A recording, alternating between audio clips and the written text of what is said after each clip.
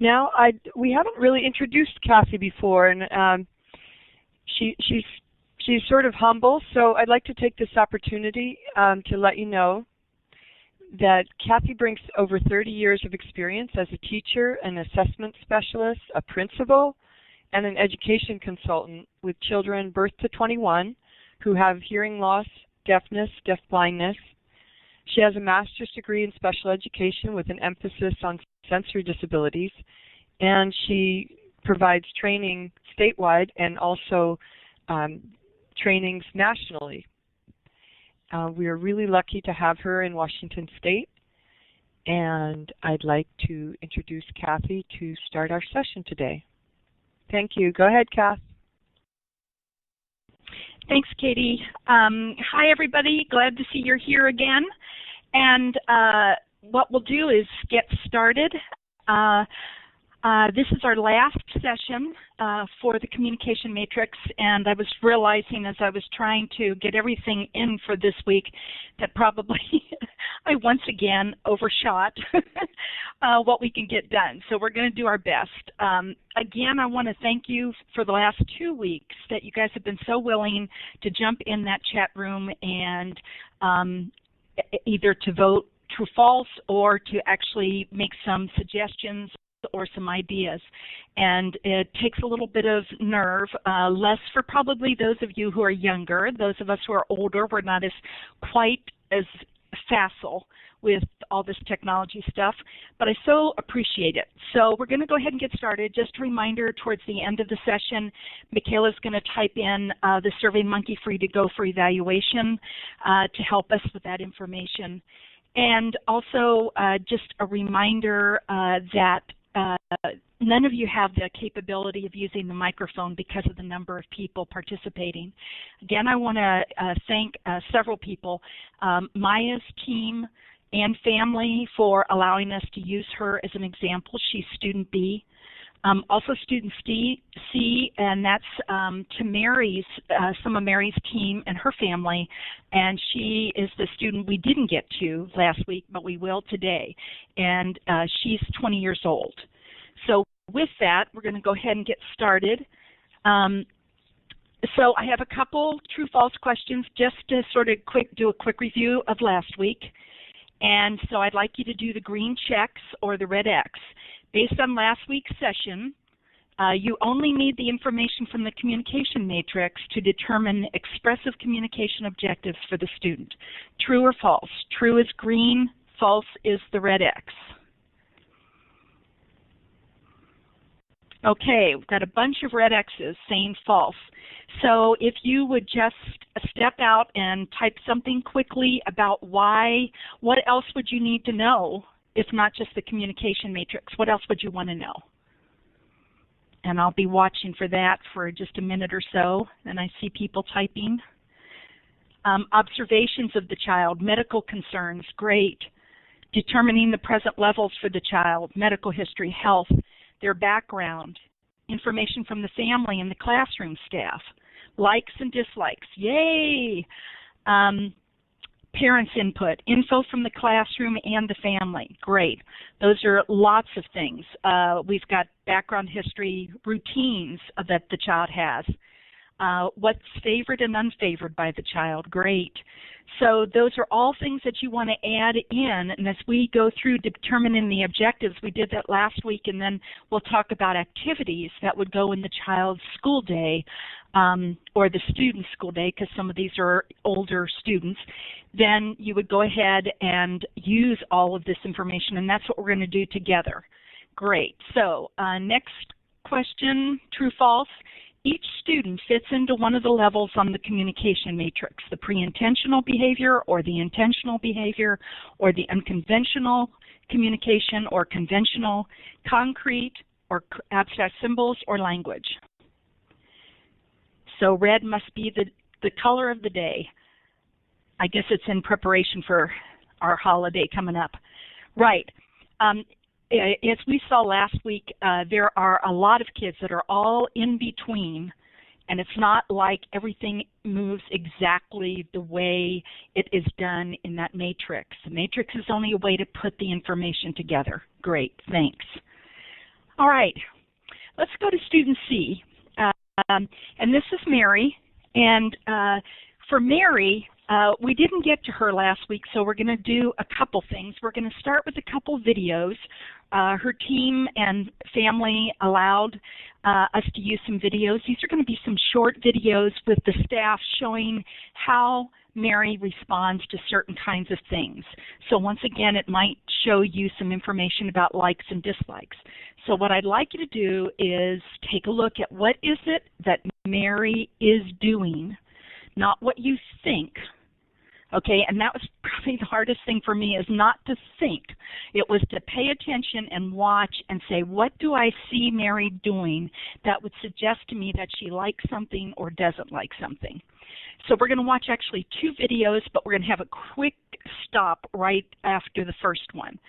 So remember that I'm going to say press play now as an indicator so we can all start at the same time. So with that, let's go ahead and do press play now. Here we go.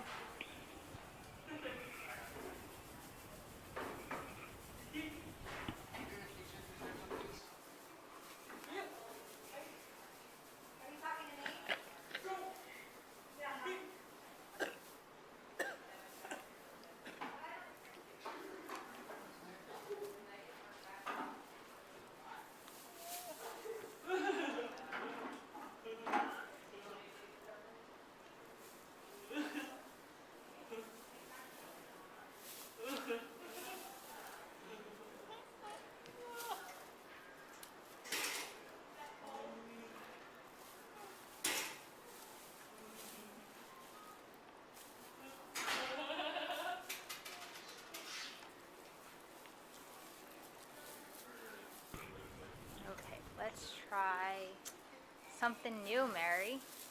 Try something a little different.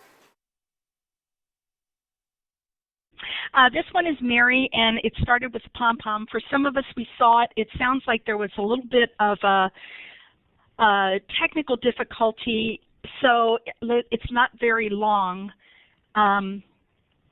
Let's go ahead and play this one more time. And once again, be looking for the things that you see Stephanie doing. Press play now. Here we go.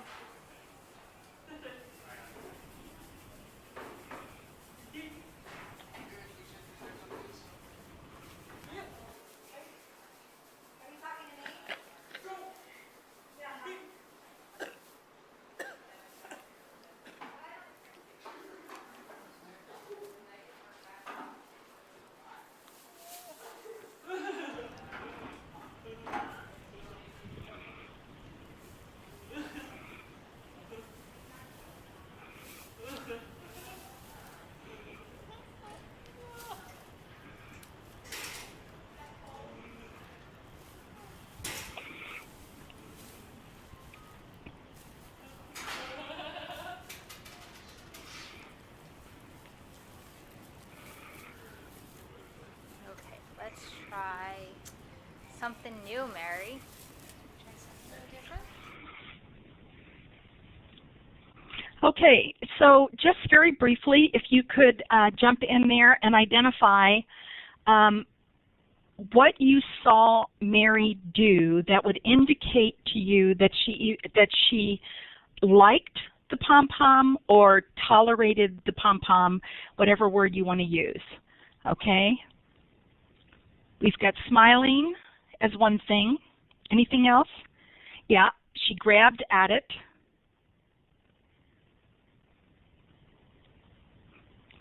Smiles at the camera and the people, held it, shook it. She grabbed the pom-pom and smiled. So we're seeing smiling, some vocalization, shaking it, holding it. Right. Okay. Now, I do want to talk a little bit, just briefly, about a condition that actually 2 of the 3 children that we've used as examples have, and that's cortical vision impairment, and Mary happens to be one of those students. And so some of the behaviors that you see from her with her vision, with her eyes, is that there may be too much information for her to take in and stay focused on. And so what happens is she may grab something, she may enjoy it and smile it, and then you may see her turn her head, and it may not be that she's looking at anybody, it's that she's turning her head away because she can't take the constant input. So for some children with cortical vision impairment, they will see something, okay, they may pick it up in their vision, and oftentimes it's out of their peripheral, their side vision. They pick it up, and then what you'll do is you'll see they'll reach but look away. It's like they can't make both of those senses work together. They can't stay with that. And so you will sometimes see the behavior that I saw with Mary. Do I know that for sure that Mary didn't look at someone else who happened to be there or walk by or whatever? No, because I wasn't there. But those are things to be keeping in mind as you think about cortical vision impairment. And I'm going to have Michaela, when she sends you the PowerPoint tomorrow, I'm going to have her send you a handout, a very brief handout about cortical vision impairment and some other resources for those of you who may be working with children who have cortical vision impairment. You'll hear words like cerebral vision impairment is another term that is used. Cortical blindness, which we now know there's a child may have blindness with the cortical part, but they may not. It may be that they're visually impaired, and they do have some use of their vision, but it is very tricky on how to use it. Okay. Then we're going to watch a second one, and I'm going to ask you the same questions. But keep in mind what I just said to you about cortical vision impairment and see if you see something different this time now that you have that information. All right. Press play now.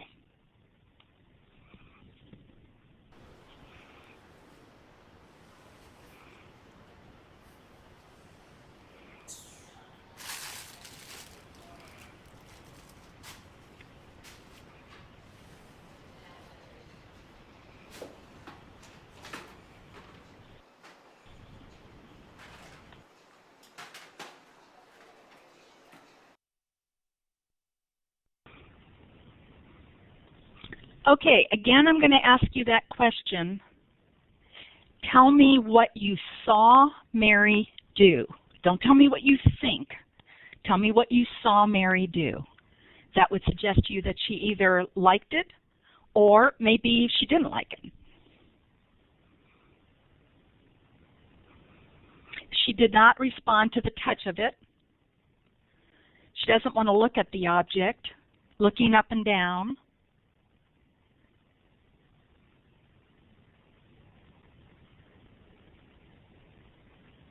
She barely moved her head back and forth. There was no facial change, no facial expression change. Didn't appear to be much of a body reaction. She didn't reach out for it. She didn't appear to do much response. She didn't smile. No smiles like in the last video. Okay, now let's use the true-false. I have a question for you. Based on this very short, and I'm going to remind everybody, very short observation, so we could all be dead wrong, including me. I'd like to know whether or not you think it, I would say true or false, Mary is at the intentional behavior level on the communication matrix. Generally, I'm not saying in about refusing or anything else, just generally, would you say that it's intentional behavior?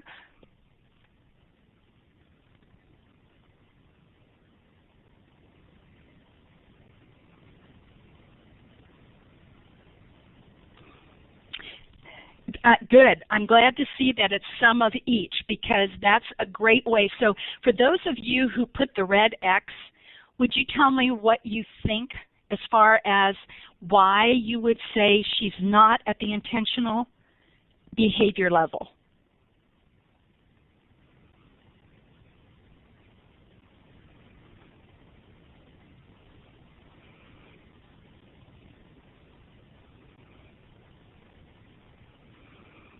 We weren't able to access the video. Oh, she's limited in initiating. Why is she not at the intentional behavior level? What she did looked more reactionary. Remember, we talked about maybe the pre-intentional. So for some people, it looked more like she was just reacting, okay, to how it felt, whether it made her happy, whether or not she liked it, or whether or not she didn't like it. Now, for those of you, remember that we're talking about pre-intentional behavior and intentional behavior. We're not talking about communication at this point. Just a reminder, that's why we call it behavior, because she's really not reaching out to someone to say, hey, I'm talking to you. So for those of you who put a green check, would you identify why you think it was at the intentional level?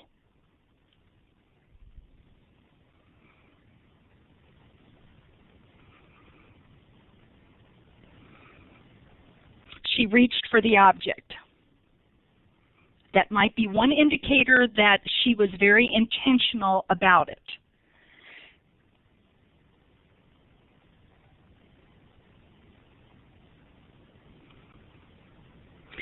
She was looking at the person she was with, the pom-pom, as she reached for it. Yeah, and I'm not completely sure that she was looking at the person. She may have just been facing the person. That's one of the things I don't know for sure. With the first video, she clearly appeared to like the pom-pom reaching for it, smiling with the yellow thing. She did not respond with that other thing. Lack of response may have been the only way she could indicate a protest. She continued to interact with the object. She looked away and perhaps purposefully ignored. That is perhaps, yes. So we're talking about both videos in this case. She had pretty good control over her physical movement toward the pom-pom, seemed to be looking at the person. She interacted so well with the pom-pom, but made it somewhat clear with the orange rag or thing that she did not want to interact with it by kind of turning off. So there may have not been enough that got her interested. So when you look at that, the question is she at the intentional or the pre-intentional? And at this point, actually, I would say to both of you, those of you who put red X's and those of you who put green checks, that you could be correct. Now, I am going to ask Stephanie if she would mind typing in the window and say what her team thought. Do they think she has intentional behavior around certain things, or do you think it's mostly reactionary?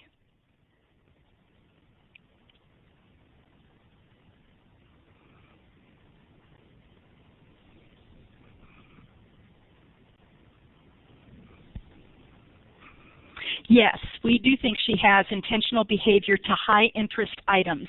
Okay, once again, those likes and dislikes come back, and if it's not high interest, it may not be enough to get her moving and get her being purposeful. Great.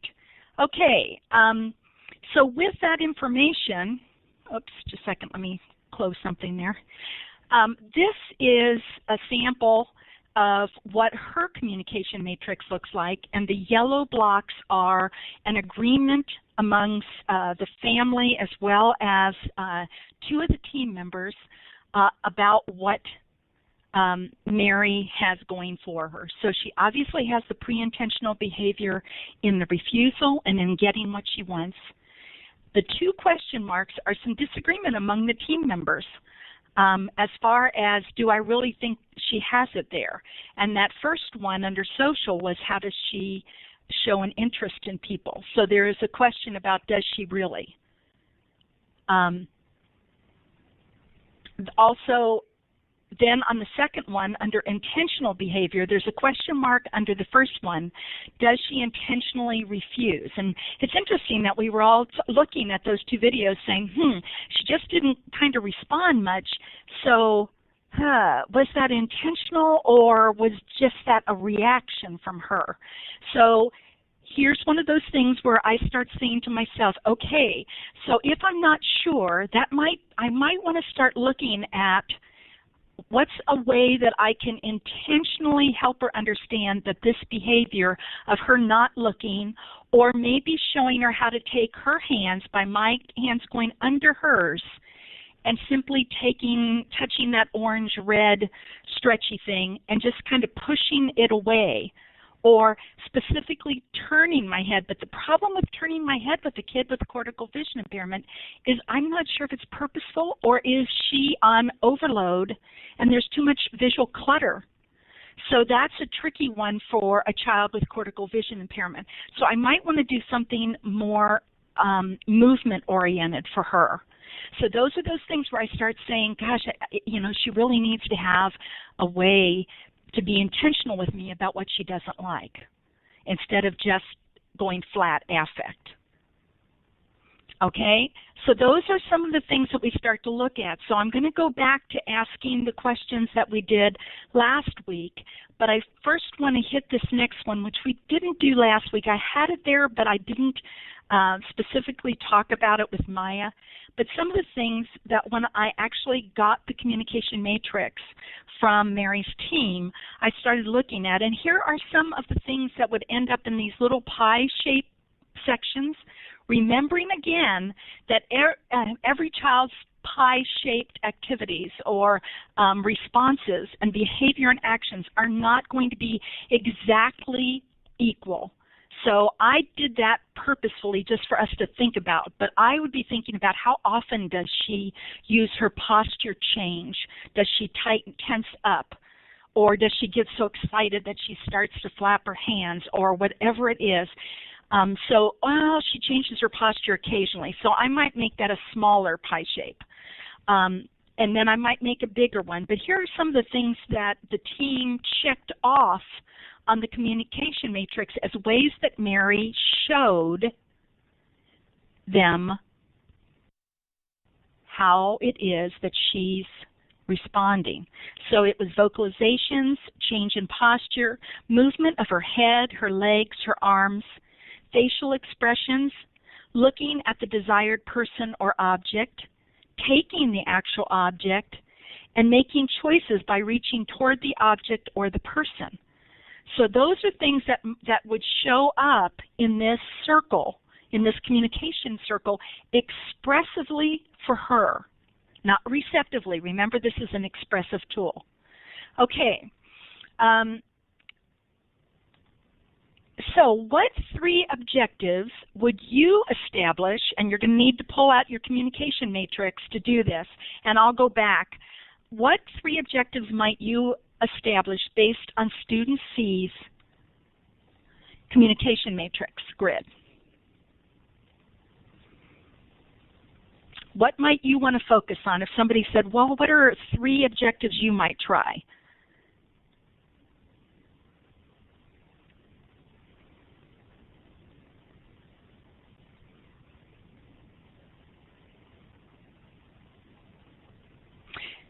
And a reminder to everybody, it doesn't necessarily mean that you have to go across and have everything filled in on the first line and then the second line and then the third line. It's going to depend again about some things that we noticed about Mary, what she likes, what she can do with her hands and her feet. So I've got some requesting attention using vocalization. That's a possibility.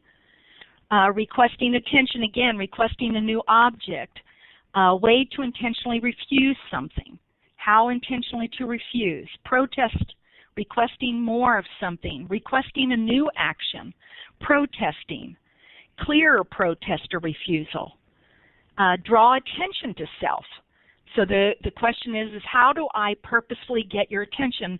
And here's a comment that I often hear from paraeducators, and that is, well, she doesn't really have to do that, or he doesn't have to do that because I'm with him most of the time.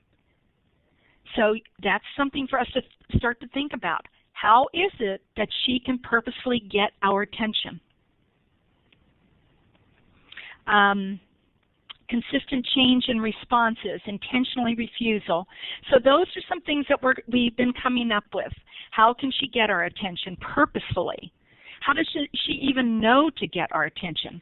If she does something, even if it's reactionary, let's say that she smiled because she liked the way the pom-pom was on her hand, and that's all that was to it. Okay, so let's just say it was a reaction. How do I start to help her understand that when she smiles, she is purposefully communicating? Well, first off, the question becomes for me is, am I near her for her to be able to? So can she touch my arm because I'm sitting there with her? Instead of being, quote, the teacher, I'm kind of a co-person with her so she knows somebody's there. And for those of you who work with kids who have vision and hearing but have other significant disabilities, keep in mind that if you are far enough away, whether it's cognitive or it's visual or auditory, you disappear. You don't exist. So when the good fairy comes in and puts that on my hand, I may not know how that thing got on my hand. But if I come over and I do a greeting with Mary first off, and then I slide my hand with the pom-pom under hers and then bring it up and start to shake it, she knows that it's coming from somebody, and it's me. Me, the person who works with her every day or for that period. Okay? All right, that's great. Good ones, good suggestions.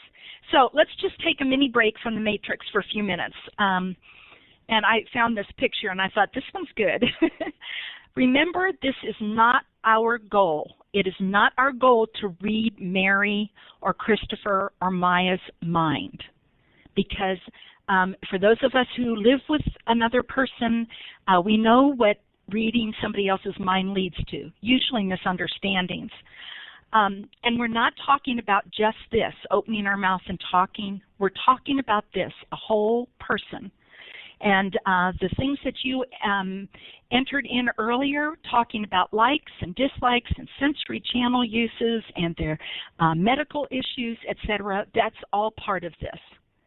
Communication is more than the matrix. All right? So the difference between communication and conversation, are they the same?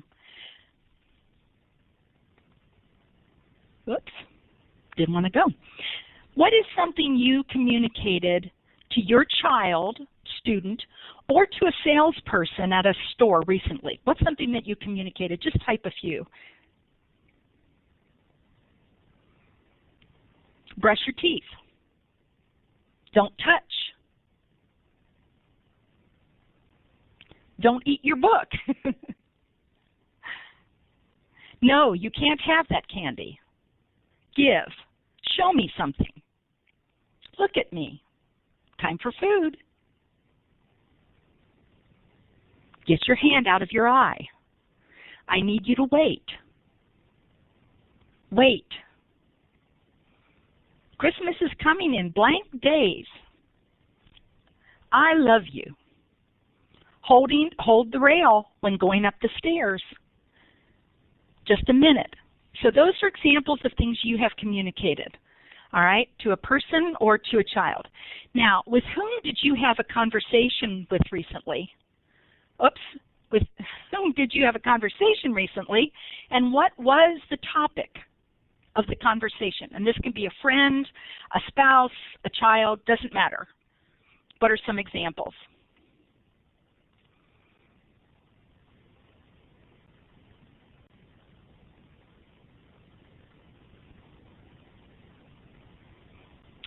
Talking about technology problems, Israel, Sally Mae's student loans, a friend about her job, her new job, my husband, house cleaning, the communication matrix training, a coworker about meeting, okay, what to buy for Christmas. These are all typical conversations that we would have with each other and possibly with the child. Plans for Christmas, challenges of getting something, puppies. New puppies. Fastest way to get to the computer, to get to computer and building. Those are all those kinds of things, okay? Now, what is the difference between communication and conversation? So I'm going to go back and have people, one person said turn taking. You actually take turns back and forth when you're doing a conversation. When you do a communication, it may simply be one statement and that's it. And I heard you need to wait, hold on to the railing when you go up the stairs, those kinds of things.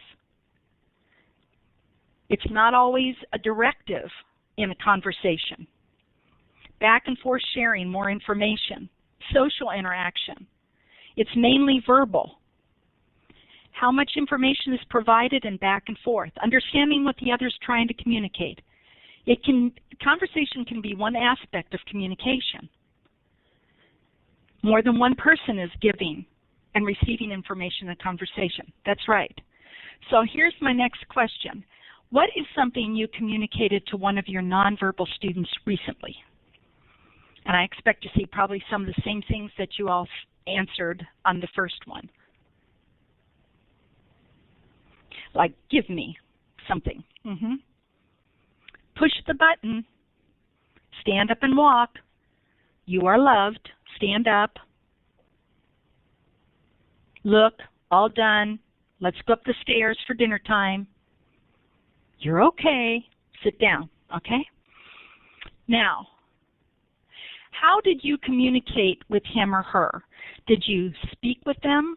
Did you sign to them? Did you use a picture? Did you mime it? Let's go eat. And I might be talking at the same time I'm doing a gesture. How did you do it? Some had spoken with a picture, gesture with hands while talking, a verbal and gestural prompt, speaking and touching, spoke with a gesture, spoke with action. Okay, so that's how you communicated.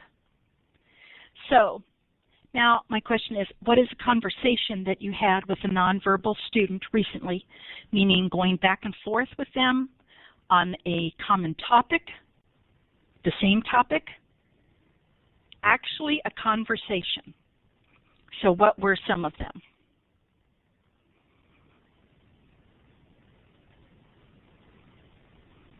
What's the topic of the conversation you had with them?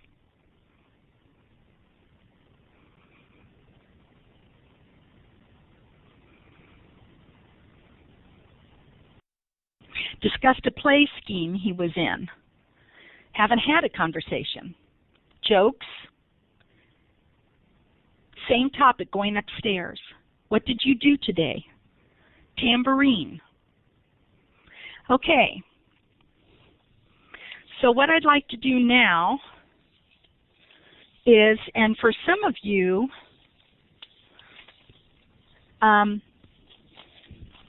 you may have seen this video, but I want you to look at this one more time. This is a conversation. It's a nonverbal conversation, and it is the beginning of understanding by the child about what a conversation truly is. So with that, we're going to go ahead and see a video. And this is Stephanie. This is the paraeducator's very first day on the job. The person talking in the background is a consultant like I am, who now lives on the East Coast, and he's trying to help her understand the conversation. So remember, Stephanie is in Stander, and she does not know this person. This is her first time to meet this person in any way, shape, or form. There wasn't a greeting, there wasn't an introduction, nothing. Okay, let's press play now.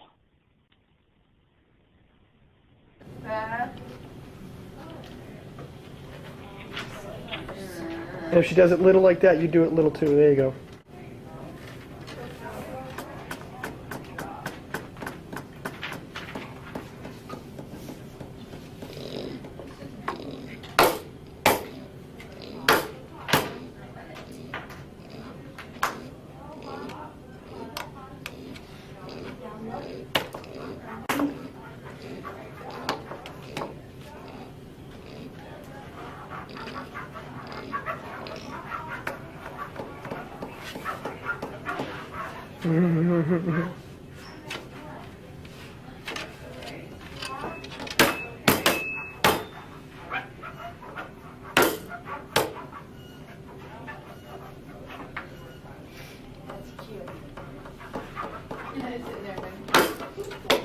Yeah, good, both hands. Exactly.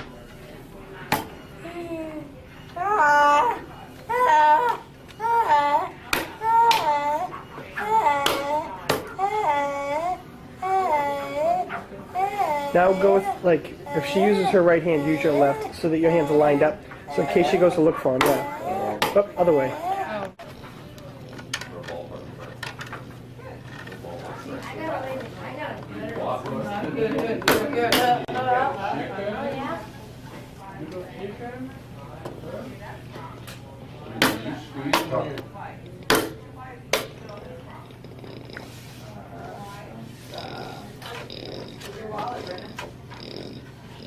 She had it and I don't know what I done with it. Oh. Yeah, it's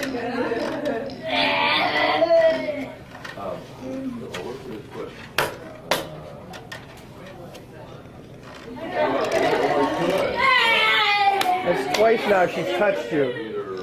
This is really good. Bullseye.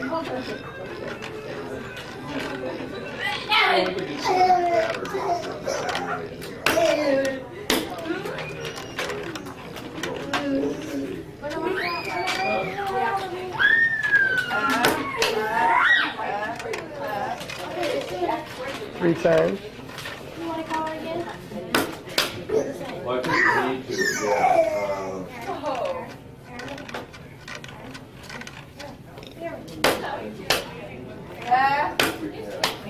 Hey, Brenda, you need to watch where you go, so back up. Okay. Okay, so we had. Nice.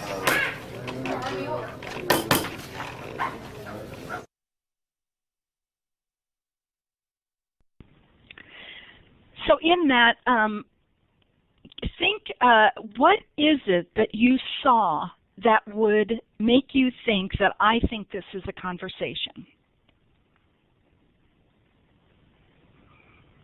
Turn taking. It was going back and forth in the turn taking of hitting the tray of her stander and then her scratching her fingers. Reciprocity, reciprocal interaction, facial expressions, and touching the communication partner. The rhythm of tapping and scratching, reaching and touching, back and forth, and they followed a similar topic. There was an exchange back and forth. That's right. Now, would somebody say that the child has an experience with conversation? A lot of people would say no. It's nonverbal, therefore it can't, either you have to sign, and I think I saw something earlier when somebody talked about abstract information and it has to be verbal. And by verbal, I'm going to accept verbal as sign language or speaking is what verbal would mean. So one of the things I want you to think about is, what are all the times during the day with your nonverbal students could you actually have conversations around topics that interest them? And that's the question, is topics that interest them. For many of our students who are nonverbal, whether they have vision or hearing issues or not, they are isolated at a level that we don't even think about some days, especially if they can look around the room and see stuff and hear stuff. We think they're not isolated, but they are. And so how do I do that? How many of you have scheduled conversation times with your students with a nonverbal topic or an object? It could be the object that everybody likes. And maybe you have favorite dolls, the child has a favorite doll, and I get another doll that's similar to that doll so that we can talk about each of our dolls. Okay? And by talk, I mean talk and do. I don't mean just talk with my mouth. It's about saying to yourself, I need to practice having conversations that don't require me to always be talking. Doesn't mean you can't talk as you're doing it. But what are the things that you can go back and forth with that child about that are interest to him or her? Bouncing, rocking, swinging. If I've got the child and I swing them around, and I swing them around twice and I stop, and they somehow indicate to me by jumping up and down or moving or grabbing my arms and putting them around their stomach or whatever, that is oh yeah, I like this, let's keep talking. Let's just keep talking about this and let's do it. So start thinking about how many of us do start those kinds of things. And then that issue about Stephanie bringing her right hand up to say, who are you? I don't know you. And that might be because no one's ever had a conversation with her like that. So she goes in and says, I want to know you. And Stephanie does not have vision, and therefore she is going to want to touch and find out who this person is who's actually talking to them. So that's that piece about communication. I'm now learning that there has to be another person around in order to communicate. And what is it we talked about the matrix? We talked about the intentional behavior, the pre-intentional behavior, and then the communication. If I don't know you're there and I simply do something which you then read my mind and it means such and such, then I'm going to go ahead and do it. Okay? Would she do those same things if no one was there? And that's a good question. Would she? And what I'm going to tell you is the answer is no. She may hit that, and the reason she may be hitting that is because she can either hear it and or when you smack pretty hard on a hard surface, you can actually get the proprioceptive information running all the way up into your shoulder depending upon how hard you hit it. And that means I may be doing this for sensory reasons, okay, because it feels good and it feeds my sensory system. But then when somebody else comes in and engage, it may be a whole different reason for doing this. And that's the part that starts to get into the conversation communication piece. Too often we're busy telling kids what to do, and I also see turn taking on a lot of kids' IEPs, and the reality of it is they already have turn taking if we did the conversations they want.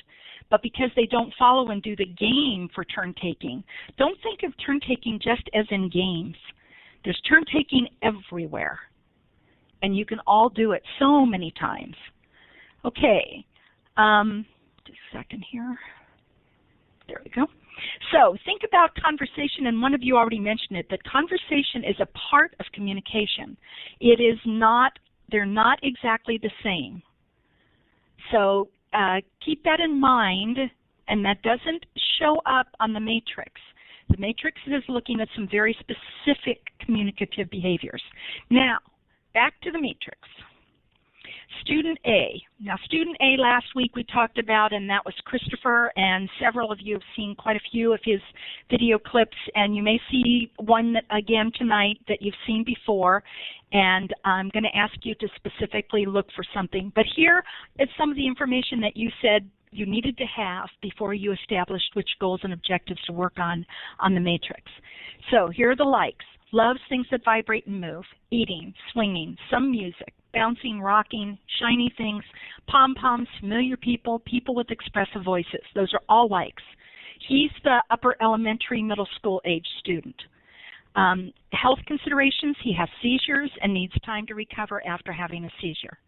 Temperament, a little slow to warm. He needs a little time to get to know people. He doesn't just jump. He's not so easygoing that a stranger can come in and just start to engage with him and that he would just engage like he would with anybody else that he knows. Things that work for him, consistency. He absolutely has to have things that are predictable. You have to wait for him to respond. He doesn't respond as quickly as you may expect. Using hand under hand with him, and I know somebody mentioned this the other day, and that's, so if this is his hand over here, and this is my hand is under his. So that's why we call it hand under hand.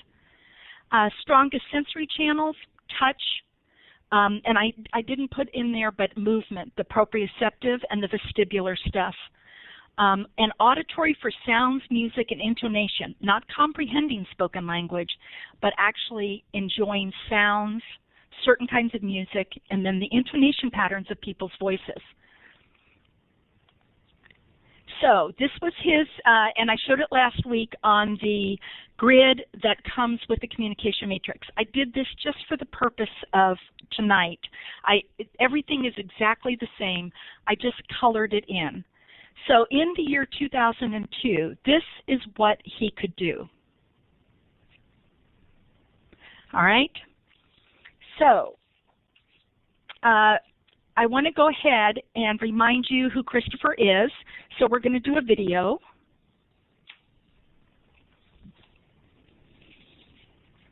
And we'll come back to that. Okay, this is Christopher. There is a tactile symbol that the aide will be holding.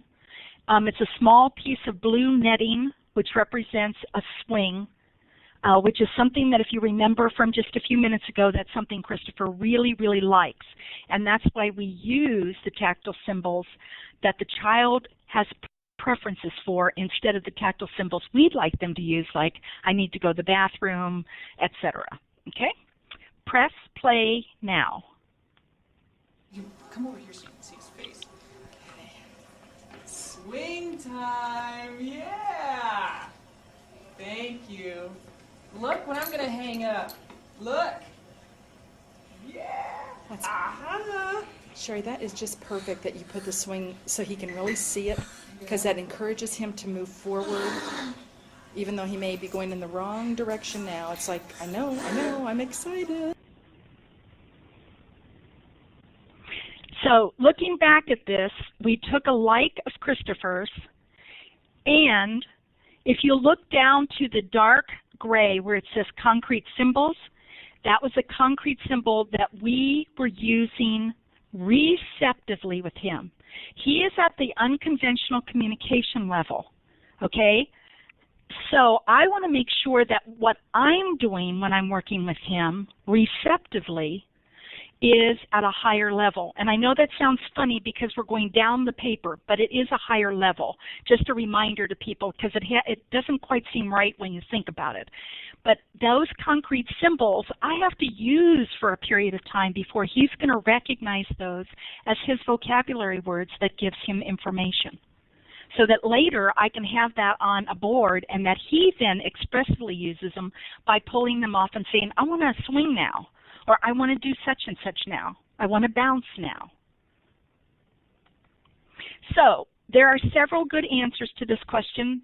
I did throw in a few that I would not recommend for him, but I'd like you to look at some of the choices of the objectives. So in your mind, I'd like you to choose 2 objectives that you want to think about, because we're going to move on to talking about the actual activities. How do we plan that in his day? So we've got greetings and farewells, request attention at a conventional communication level, use conventional communication to get more of an action or an object or a new action or item, use concrete symbols or objects to make choices, use concrete objects and symbols to get what he wants. Those are all possibilities. Work on abstract symbols such as signs to get what he wants. Now remember that we're talking about his expressive communication, not my receptive, working on his receptive. Use abstract symbols to ask questions, start to repeat a specific action to refuse or get what he wants, share something with another person, direct another person's attention to something or someone, or answer yes and no questions. So what I'd like you to do is think about that, and I'm just going to jump back to the first one and have you just simply in your mind identify a couple. And if you want to share those, you can share them by typing in the numbers, or you can share them by just giving like one word that represents that choice, just so people can get an idea of what you're picking.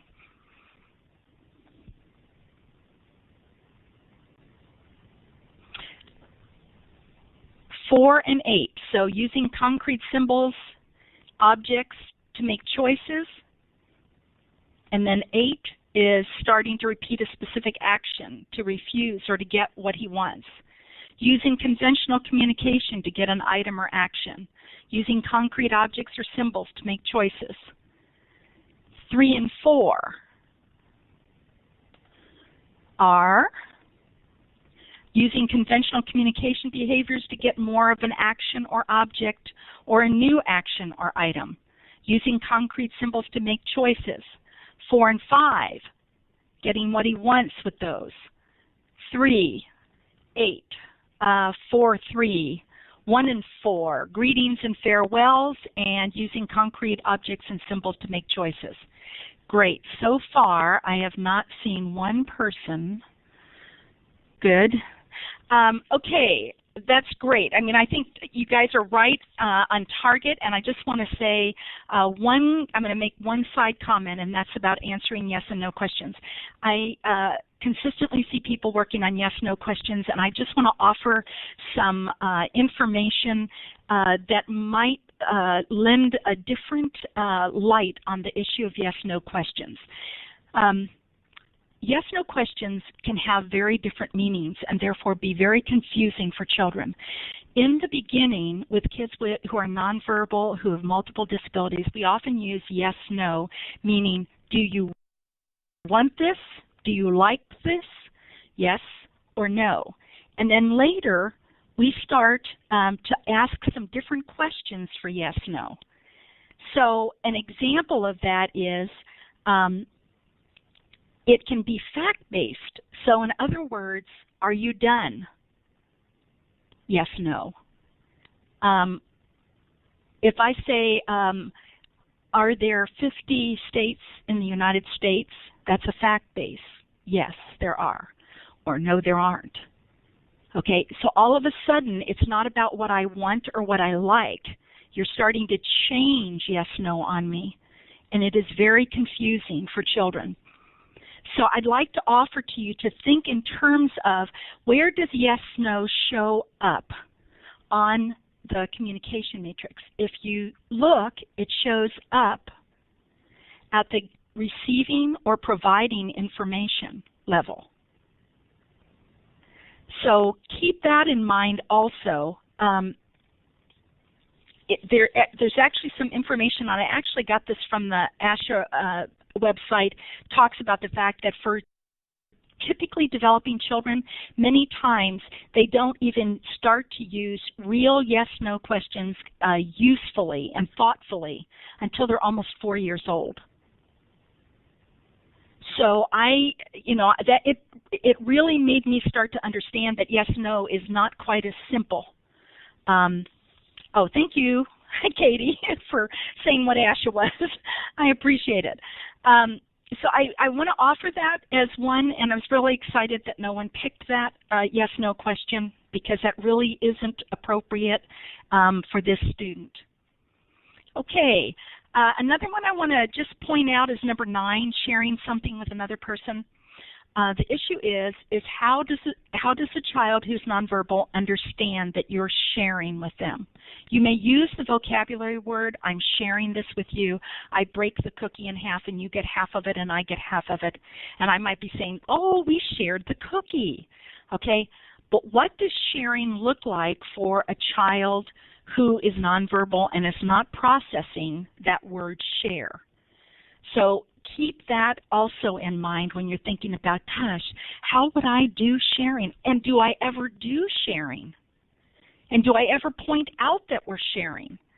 And if I'm using the sign for share, that's one thing, okay? But that still is not. That doesn't tell me anything about sharing. So when you start looking at those goals and objectives, start thinking in terms of how would I do this? And for me, with some of the students we work with who have sensory disability, some of the conventional communication behaviors or actions that I could use with a child who has vision and hearing and use it, typically, I can't really use with a child who has a vision and hearing loss. It doesn't work. I have to almost jump to the concrete level before I can get to some of that. So just keep that in mind. Let's go on. So, considering this information about student A, Christopher, let's talk about activities that would be appropriate. So a reminder, we talked about likes he has, things that work and things that don't work for him. But the likes were things, vibratory, movement kinds of things, shiny things. Those were all things that he likes. And Christopher also has cortical vision impairment. So a few activities in his daily schedule. I made these up, okay? He comes into the classroom at the beginning of the day with a typical routine. And I'm going to push the issue about routines. because for many of our children who are nonverbal, they really need the routine for two reasons. One is they feel comfortable and it's predictable and they can anticipate. And as a result of that, what it does for us is, if I even hesitate and that I've done that routine the same way every time and we're communicating, and I just even hesitate, he may start to do the next thing in the routine, which means he's initiating. And so many of us are constantly looking for ways that he can initiate. So I really want to encourage us to think about what would a routine look like. And routine has to have a beginning. You have to use the exact same way of doing it, okay? It needs to be in the same location with the same materials initially, okay?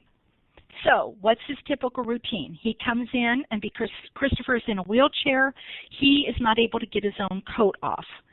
And his backpack is typically in his lap. And there may be a notebook for the teacher in his backpack, but he may not be able to open the zipper. So those are all the things you want to think about, is how do I help him be as independent as possible too. And in some cases, it's not a question of him being independent. It's a question of somebody has to be there to do it for him. But it also might be a peer who comes in, who really likes him, and who comes in, and she's the one who unzips it, and he's the one who gets his hand in and pulls the notebook out for the teacher. And maybe that student, then he's already been wheeled up to the teacher's desk, puts it on the desk or hands it to the teacher, whatever. So those are some things that you want to think about. Physical therapy, stretching exercises. Okay, these are not pleasant for him at all. He has a lot of tightening, and therefore it is not the most pleasant thing to do. However, remember, he loves things that vibrate and things that move. So one of the things you might do is maybe there are 5 different stretching exercises, and he gets a different vibrating item that matches each one of those exercises. Or he gets to decide he's gonna play with this vibrating toy first, this one second, this one third, this one fourth, this one fifth. What happened for Christopher is it was so consistent with the staff when they were working on it that when they put him into his hand for him to lay him out in the right order of first, second, third, fourth, fifth, he actually laid him out in that exact order, and he stayed with it. He liked the roteness of it. He understood what was going to happen next. He knew when that experience was over, he dropped that vibrating item in and then went ahead and picked up the next one. These are ways that you use the child's likes and dislikes. And one of what works for him is he needs consistency. Walking to the office to drop off materials to be copied. Okay, so he's upper elementary, middle school, and therefore he has a job. So instead of having him walk down the hall for no good reason, there's a good reason. Also, he gets an opportunity to work on his greetings with the secretary that he hands the material to, that is actually on a basket in the front of his walker. Okay, because he's using a walker. Art with general education students.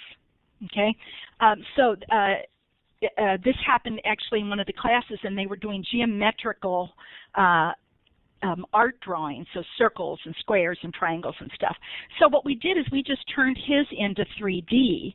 And so, for example, this is a cone, styrofoam, and he would stick sticks in it, and then he would pick up this and push it on there, and he would start to make some kind of a sculpture. And then what happened is one of the peers who really likes him a lot and sits next to him during art would then start to do it with him as a friend. And then the other kids, the art teacher, it was really cool. The art teacher said, okay, so let's look at Christopher's and let's talk about the geometric figures, which are called something different when we are actually using 3D, three-dimensional. And so then it was, a cube or whatever it was, a cylinder or whatever, a sphere. So those are some things that you start looking at. Free choice time, swinging, space for active learning, listening to music, reading with a peer, those kinds of things. you're looking at what is it that he likes. He likes movement. So maybe the reading with a peer is a book that there are movements that go with it, so that he's getting something out of it, and they're not just sitting there because number one, the book would have to be within 8 inches of his hand, of his eyes, and secondly, he's not that interested anyway. So the book might have some tactile things. It might have some objects that go along with the story, or it might have some movement activities. So one example would be the one that had to do with a boat. And so they were doing things like rowing. So the peer would go under his hands and would start saying, yeah, now we're rowing, and the boy was rowing, and he was rowing, and then a big storm came, and they did movements, and he was thrilled because we were using his likes to do it, and repetitively that story was the same, to the point that Christopher actually would pick out that book and hand it to the child who was reading because that was one he liked. So that's the piece about starting to come up with how do I do the objectives. Those were greetings, okay? Some might be using the actual objects that we talked about. Some of you picked that number for the objective, picking the objects. So keep in mind those are the things we're talking about being able to do. So what I'd like is if you could put a green check up if that's starting to make sense to you and you can see how you can do that, or is it still pretty muddy? Because that would be helpful to me, and muddy's okay too. Okay. I'm going to go ahead with, now over the years with Christopher, this is what the matrix might look like. So if you look at it up at the top, you'll see 2002 was yellow, 2003 was blue, 2004 was green, and 2005 was pink. And so that, and then the E03, just for the purposes here, that means it was emerging in 2003, so that you understand. And the pink one that's got E03 was it was emerging in 03, and by 05 it was handled, it was settled. So those, just so you can keep looking at that, one of the things parents have shared with me is when people use this over and over again, what happens for them is that the parents finally see that their child's making some progress, or they're not making progress, and the question becomes, why? And sometimes here's the why. The why is that I or the teacher or all of us didn't think about what level we should be communicating at instead of just talking. What level should we be communicating for him receptively so that he can grow into it expressively? So in this, he's really expressive at the unconventional communication for a lot of it, not for all of it. And there's some conventional communication. And the issue was we didn't go to concrete symbols soon enough so that we could give him plenty of receptive time before we had expectations that he would start to use it expressively. So receptively with Christopher, I should be using concrete symbols. Doesn't mean I stop talking, okay? I just want to be real clear about that. I don't have to stop talking, but here's the trick. If I'm talking in my brain, I think he's understanding. So I start to see things like this. So where should we put the cookies? So I'm signing where, cookie.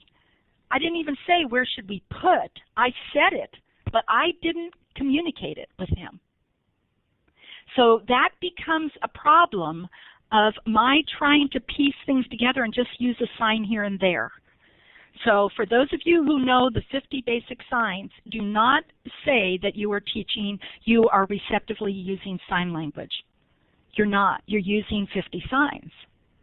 And there's nothing wrong with those vocabulary words, but you're not going to get to, if I say cookie to you, I don't know if that means I just stepped on a cookie, we made cookies at school, I want a cookie, I want a chocolate chip cookie, I want a peanut butter cookie, or I don't want cookies at all.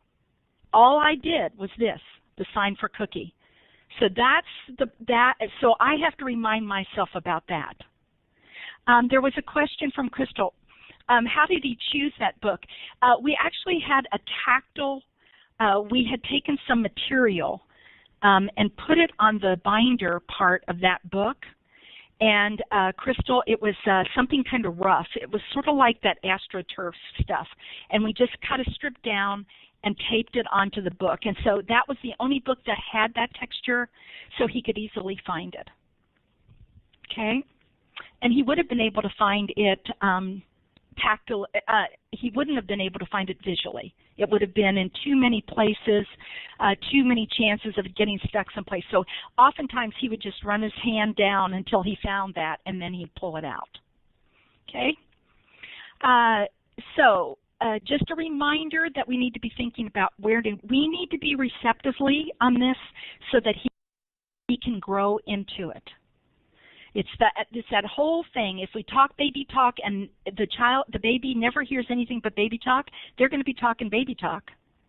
And they're not going to be growing up with the language we're talking about. Okay, student B.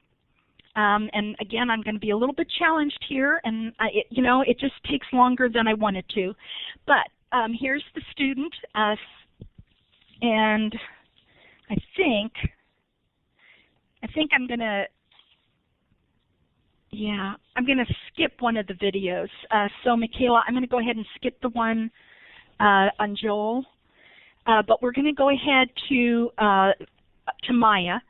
And just a reminder here, she has likes swinging of any kind, loves all kinds of swings, looking at books and photos, spinning and rocking in chairs on laps, signing time videos. She loves things that light up. She's at the kindergarten, early elementary age level. Her strongest sensory channels are movement, proprioceptive, and vestibular. She's always looking for that, and touch. What works? Waiting to give her time to process and respond, and consistency. Temperament. Pretty easygoing when she understands what is going on and things are predictable. If she doesn't have a clue what's going on or something's changed, and oftentimes you and I don't think it's changed, but it has. It's not happening in the same part of the room. It's not happening with the same person. They're not doing it exactly the same way. Then she's not as easygoing. Okay? Health considerations, she has a trach for her CPAP, sleep apnea, and aspiration, allergy to dairy and adhesive, aspiration and severe reflux, falling due to the lack of semicircular canals in her ears, and therefore that's how we stay upright in most cases, and that's why we've talked about her balance things. So what I'd like to do is go to hers as a reminder. This is what hers were. She had a lot of emerging things, both socially and getting what she wants, and refusal. So there's some things emerging for her. So for student B, I've got the same questions as before. Greetings and farewells, and I'll go back so you can look. Requesting attention at the conventional communication level, using concrete, and I'm gonna show you. You know what? Let's stop here. And let's go look at the video first.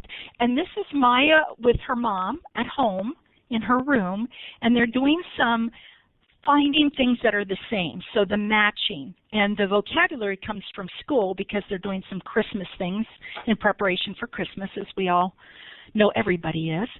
So with that, I'm going to go ahead, and she's got some cards for her to match that are laying flat, and Mom has some that are up that she's going to put up on the magnetic board.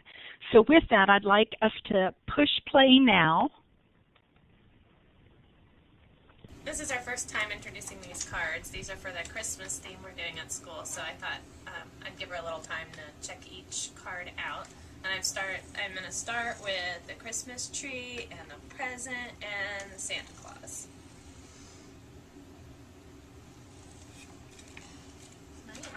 It's Christmas tree. Christmas tree. Christmas tree. Yeah. Christmas tree.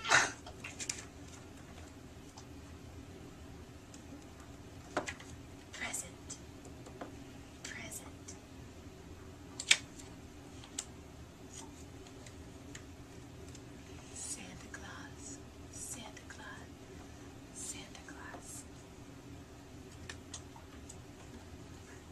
Christmas tree, present, Santa Claus, okay?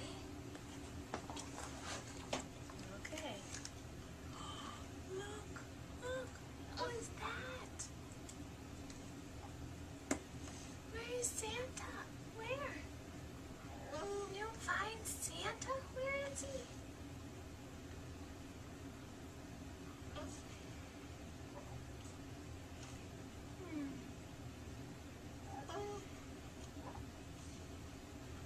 Where is Santa? Where?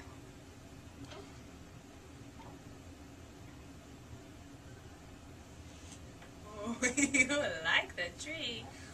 Where is Santa? Where? Where is he? Where? Where is he? Are you excited? Where is Santa? Yay! Good, good. Oh. We're gonna work some more. Oh, Maya. Where is this? Where is this? Where's the present? Where? Yay! Good girl.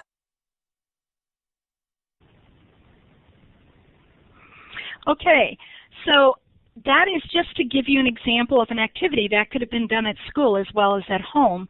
But that idea that she could do some matching, but hopefully you saw some of the techniques Mom was using, the issue of waiting, giving her plenty of time to look at stuff before you have an expectation that she's going to do it. And this goes for children with typically developing vision also. Because for them, it may be an issue of they don't match that flat two-dimensional picture with a real present. So the question is, for one child, it may need to be that the present, a real present, and a little Christmas tree, and a Santa Claus doll might need to be used, something three-dimensional, an object that the child can match. That might work better for them. But it's a way to start doing some of the skills that children need to have. Sorting and matching, that's typical. You know, this one belongs to here and it doesn't belong here. It's different than this one. So those are some activities that we're talking about. And just a reminder that what's up on your screen is actually her communication matrix. So she's got the intentional behavior. She's obviously starting to get into the communication, and Mom using hand under hand is a way to connect with her, with Maya, and also help Maya go, oh, okay, and so yes, I may use Mom's hand, and later Mom in the video actually has her point with her own hand, and that's okay too. But having her hand under her hand may give Maya a variety of things that are useful. One is her balance is very poor, and it may help with her balance because she's got some support there. But there may be other things for her also. And then the signing for her may help with fatigue issues, visual fatigue for her. Those are all things you want to think about when you're designing the activity. But I wanted you to get a sense of how she worked that out. And what I'd like you to do now is just very quickly, if you wouldn't mind, just type in one thing that you saw Maya do that would suggest to you that she knew she was communicating with her mother.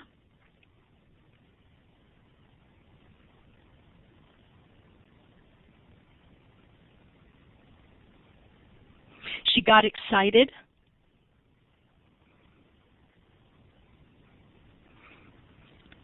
I'm confused as to why she is emerging in unconventional. She seems to be solidly communicating with Mom. And that's about one thing, and that's just sort of started in the last few months. So that may be that would need to be updated. But and so one of the questions becomes, gosh, you know, if she's doing that much, but remember, this is expressive. So she's giving you information conventionally by looking at Mom, by pointing to something. She didn't sign anything that we saw. And so she's not communicating at that level. But it does start making us think, gosh, she's probably down more solid in some activities. She grabbed her mom's wrist. She looked at mom. She held her mom's wrist. Right. Those were all things that indicated that she knew she was communicating with somebody. And so many times when we see students, we see them do something, and then we magically come in like the good fairy and do something for or to or with them. But it's not like they even knew we were there. And I'm thinking for some children with autism who don't make eye contact, how do they make contact with you to let you know, I want to communicate with you? This has also been something consistently worked on. If I started with a whole nother piece, see, here's the deal. It may work just fine with those 3 items.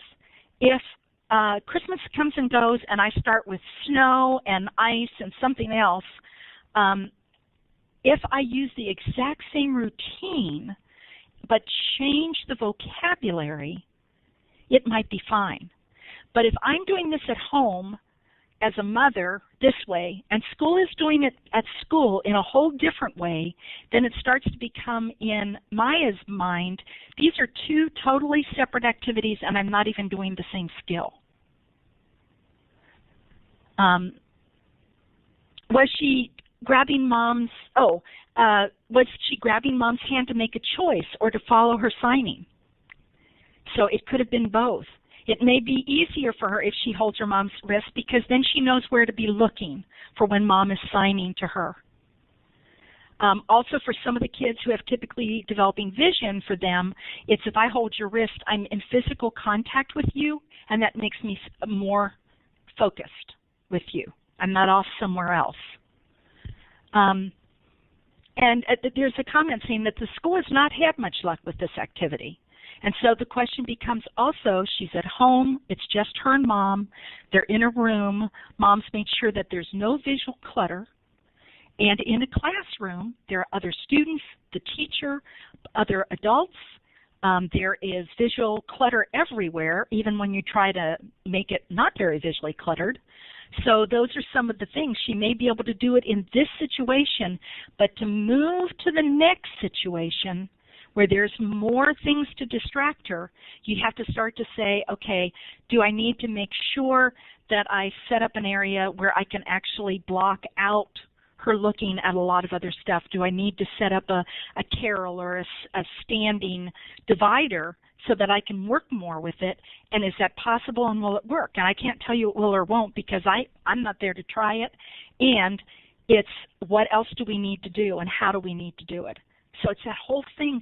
And if there are 4 or 5 people working with the child, and each one of us does it on a different day, then those are 5 different activities that Maya has not seen that they're the exact same activity because they're done differently by each of us. We sign it differently, we say it differently. Our hands, if we're signing it, it looks different on somebody with long fingers and thin fingers versus fat, stubby fingers. There are all those issues. So, with that, I'm going to go ahead and take a moment. I do want to get to student C because this is a student who is older, and sometimes I think we don't quite know what to do about older kids. So here are some of Mary's likes: Mylar, pom-pom, maracas, tissue paper, riding on a community bus. She uses a wheelchair. She's easygoing. What works and strongest sensory channels, I'm not sure. Stephanie, if you have a feel for that, feel free to type that in our chat window to give us a little bit more information about Mary's needs. So this is Mary's communication matrix done by her family, her paraeducator, and her SLP. So the question marks mean there's not complete agreement on the part of all 3 people.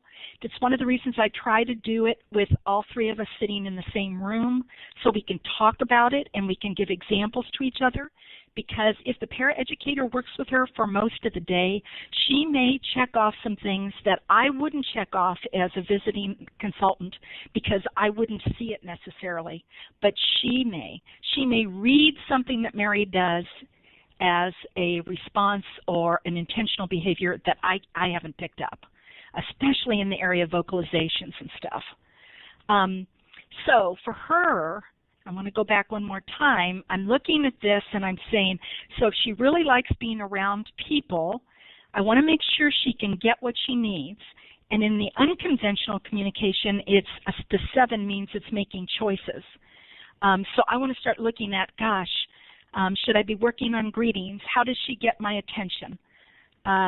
Those kinds of things. Let's see. I just want to go to the activities. And there are a couple more videos, but we're running out of time, so I apologize for that. I told you I had planned too much.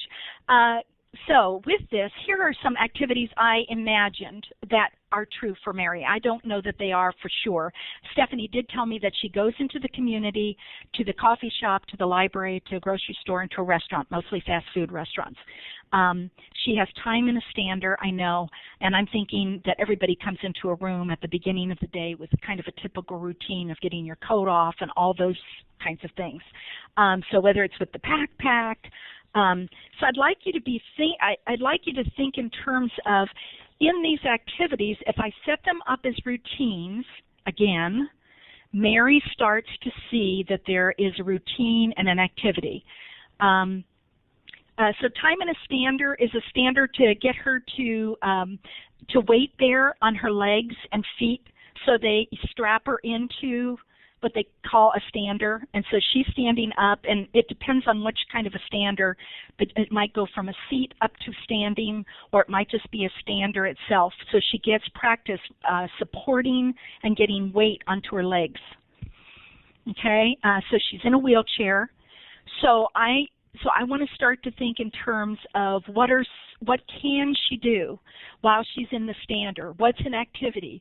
Would she maybe read the menu from the coffee shop they go to, and maybe there are pictures, and I don't know that she recognizes pictures, so it might be the coffee cup that she gets hot chocolate in, or gets coffee in, or whatever it is that she drinks. It might be a napkin from that place that we use. So they may be the 3-dimensional objects that we need to use. I know that there's an educational consultant who's working with the team on developing a schedule that uses concrete objects. So what I'd like us to do is just very quickly go back and look at this. And do you see that if I start working on concrete symbols, which I'm working at it for her to receptively understand it, not for her to use it expressively yet. So I'm down on the concrete symbol level, and I'm starting to make symbols for the things that are important to her, those things that are likes. I'm not necessarily doing concrete symbols for things I know she hates to do in the first place. I'm not going to start there, because that could be forever because she doesn't want to do it. But if I do it with something she really likes, like Christopher with the swing, we pick something we knew he liked, then those concrete objects or symbols start to make sense, and he can show me how quickly he can learn them when he's motivated. It doesn't mean at some later date I'm not going to have a symbol for him to use for bathroom, because he's going to need it. But I'm not going to start there. I'm going to start with the things he's most interested in to make choices. So for her, I want her to have as much time. And then how often do I present that symbol during the activity to her so that I increase the amount of communication opportunities and exposure to those tactile symbols? I do it a lot. That's the idea of adding communication in consistently through the activity so that that's happening. And what kinds of comments do I make? And with that, I'm gonna say that there should be a SurveyMonkey, a place for you to go. The other thing I'm gonna just jump to real quickly. Just a reminder to some of you, I really appreciate your participation. I hope this has been useful to you. I'm also thinking about the fact that if any of you are doing the communication matrix and are interested in some feedback specific to a student, that you can go ahead and email me. And Katie, if you put my email up just as a reminder, I'd appreciate it.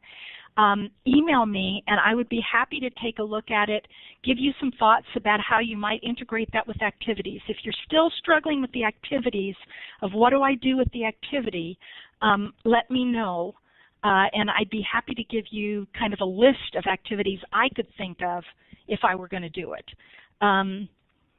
You know, and that 30 plus years actually does come in handy as long as I can remember what I would suggest to you. Our next trainings, webinars, for those of you who may not know about it or wondering if you're interested in it, is really about active learning. How do you make the child an active learner, which so many of our students are not, they're passive. And some of it is because it's how we do it. But it's also to expose you to what we've often called the adapted little room, which is now called a space for active learning, use of resonance boards, triangle boards. Are there certain strategies that will encourage active learning, which there are. There's the string thing. I mean, there's just a huge variety of things that we're going to go over in those 4 sessions. So if you're interested, let Michaela know and sign up for them. Otherwise, I'm going to let you guys go home, and I appreciate, again, your participation. And good luck with the communication matrix for those of you who have tried it and are ongoing. And Stephanie, if you and your team would like to talk with me more about it, I'd be happy to. And anyone else out there who's wanting some more support about how to do the activities. Okay? With that, have a great evening, you all, and see you in January if you're signed up. And if not, have a good day.